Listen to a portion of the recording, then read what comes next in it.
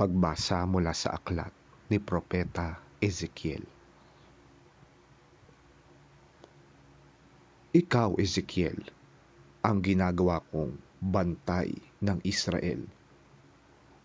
Anumang marinig mo sa akin ay sabihin mo sa kanila bilang babala. Kapag sinabi ko sa taong masama na siya'y mamamatay at di mo ito ipinaalam sa kanya upang makapagbagong buhay, mamamatay nga siya sa kanyang kasamaan, ngunit pananagutan mo ang kanyang kamatayan.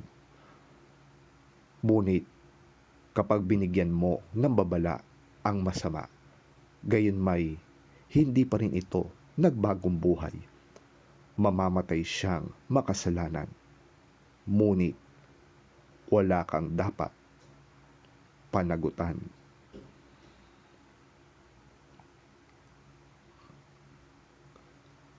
Ang salita ng Diyos. Salamat sa Diyos. Pagbasa mula sa sulat ni Apostol San Pablo sa mga taga-Roma.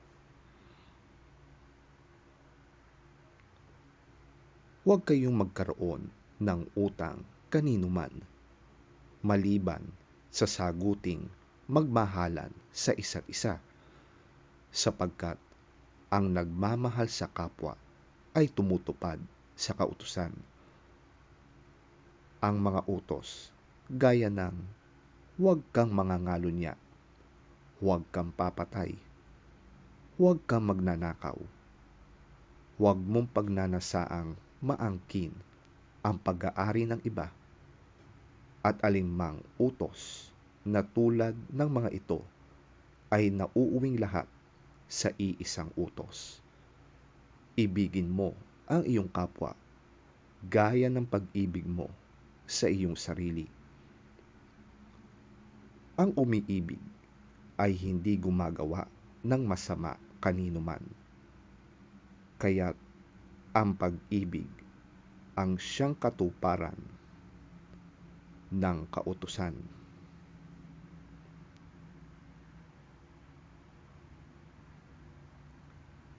Ang salita ng Diyos. Salamat sa Diyos.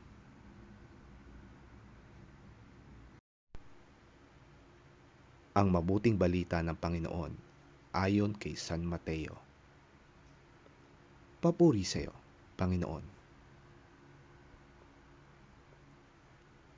Kung magkasala sa iyo ang kapatid mo, puntahan mo siya at kausapin ng sarilinan tungkol sa kanyang kamalian. Kapag nakinig siya sa iyo, naibalik mo sa dati ang pagsasamahan ninyong magkapatid. Ngunit kung ayaw niyang makinig sa iyo, magsama ka pa ng isa o dalawang tao upang ang lahat ng pinag-usapan ninyo ay mapatunayan ng 2 o 3 saksi. Kung ayaw niyang makinig sa kanila, sabihin mo sa iglesia ang nangyari. At kung ayaw pa rin niyang makinig sa iglesia, ituring mo siyang parang hintil o isang maniningil ng buwis.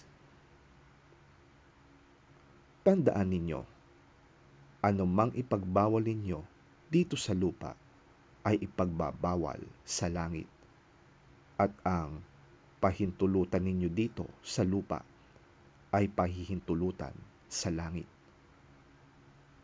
Tandaan din ninyo, kung ang 2 sa inyo ay nagkaisa dito sa lupa sa paghingi ng anuman sa pananalangin, ito'y ipagkakaloob sa inyo ng aking Ama na nasa langit.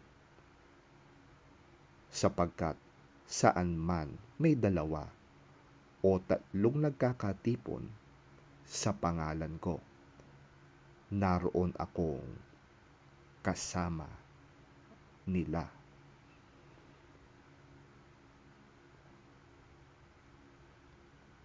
ang mabuting balita ng ating Panginoon. Pinupuri ka namin, Panginoong Hesukristo. If your brother sins against you, go and show him his fault just between the two of you. If he listens to you, have won your brother over. But if he will not listen, Take one or two others along so that every matter may be established by the testimony of 2 or 3 witnesses.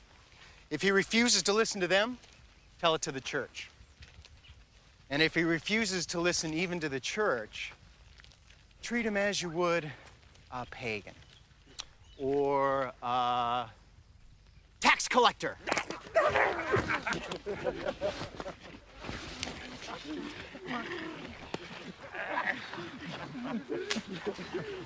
I tell you the truth. Whatever you bind on earth will be bound in heaven. And whatever you loose on earth will be loosed in heaven. Again, I tell you